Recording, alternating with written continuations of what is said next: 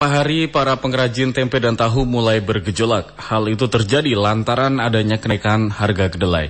Lalu sejauh mana dampak yang terjadi? Berikut wawancara Adam Sutanto dengan pengamat ekonomi Unisri Surakarta, Bapak Suharno. Baik, pendengar, pagi ini kita bersama dengan pengamat ekonomi Universitas Slamet Riyadi Unisri Surakarta, Bapak Suharno. Selamat pagi Pak Harno, apa kabar? Alhamdulillah pagi ini sehat selalu, dan bagaimana dengan penjenengan, semoga tetap sehat selalu. Demikian pula pendengar RRI Surakarta yang ada dimanapun Anda berada. Dalam 2 minggu terakhir ini masyarakat terutama para pengrajin tempe ini mengalami gejolak, pasalnya harga kedelai ini cukup melonjak. Ini bagaimana Bapak melihat kondisi seperti ini? Adanya kenaikan harga tahu tempe ini bisa dimaklumi karena bahan baku tahu dan tempe adalah kedelai. Saat ini harga kedelai impor itu mengalami kenaikan. Kita tahu bahwa saat ini untuk produksi tempe dalam negeri belum bisa memenuhi kebutuhan yang ada, sehingga sebagian masih impor. Inilah yang menjadi salah satu pemicu kenapa harga tempe atau harga tahu itu kalaupun tidak naik harganya namun semakin mengecil, karena bahan baku yang digunakan sebagai pembuat tempe dan tahu juga mengalami kenaikan. Begitu kurang lebih Bung Adam. Dampak dari adanya kenaikan kedelai ini sejauh mana yang akan terjadi terhadap masyarakat?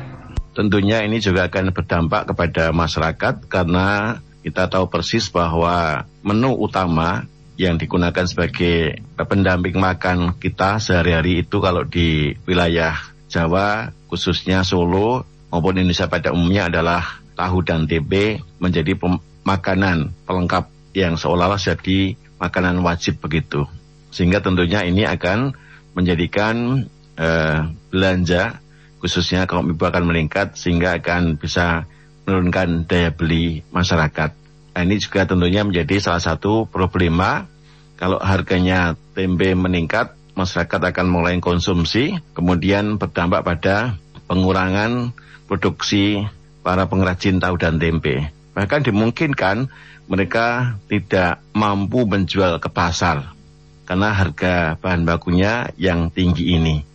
Sehingga bisa berdampak bahwa kalau ini tidak terkendali, harga terus melonjak, maka pengrajin tempe banyak sekali yang akan menghentikan produksinya sebagai mana tahun-tahun sebelumnya.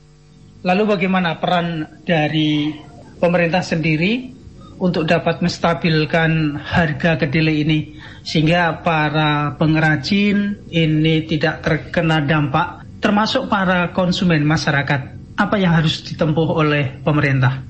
Ini merupakan persoalan klasik yang seharusnya bisa kita atasi bersama-sama. Negara kita adalah negara agraris, mestinya bidang pertanian, khususnya tata kelola tanaman kedelai ini mulai mendapatkan prioritas pemerintah yang serius. Saya yakin bahwa kalau tata kelolanya bidang pertanian dikelola dengan sebaik-baiknya, maka kita tidak perlu impor, namun bisa melakukan intensifikasi maupun ekstensifikasi di bidang kita penanaman kedelai di wilayah Indonesia. Saya yakin bahwa kedelai ini juga merupakan salah satu produksi pertanian yang sangat bagus prospeknya kalau dikelola dengan sebaik-baiknya. Maka pemerintah, saya berharap bisa menata tidak hanya beras saja yang selalu mendapatkan perhatian, termasuk juga bagaimana budaya kedelai yang ada di wilayah tanah air diperhatikan. Baik, Pak Suharno, pengamat ekonomi Universitas Slamet Riyadi Unisri Surakarta, terima kasih telah bersama RRI pagi ini. Selamat pagi. Ya, selamat pagi juga Bung Adam. Terima kasih juga atas kesempatannya. Sukses selalu untuk kita semuanya. Assalamualaikum warahmatullahi wabarakatuh.